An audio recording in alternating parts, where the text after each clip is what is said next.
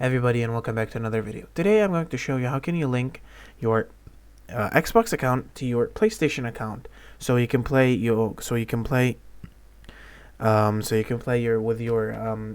you got a new Xbox console, you can play with your same account on Xbox and on PlayStation.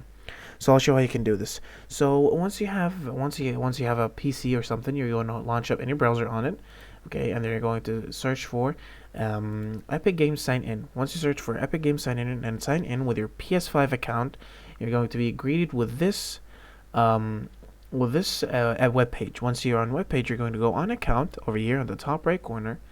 And once you click on account, we're going to be greeted with this web page. And then you're going to go all the way down to something called apps and accounts. Once you're in apps and accounts, you're going to go all the way to accounts. And as you can see, my PlayStation 5 network account is connected over here. Then you go onto Xbox and you're going to click on connect. Once you click on connect, okay, we're going to click on link account, and then you're going to sign in with your Xbox account.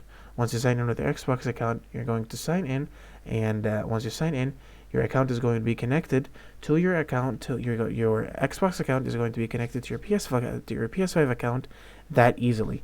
So as you can see, guys, now I have both my Xbox and my PlayStation network connected. So yeah, thank you so much for watching, guys. Don't forget to like and subscribe, and yeah, see you later.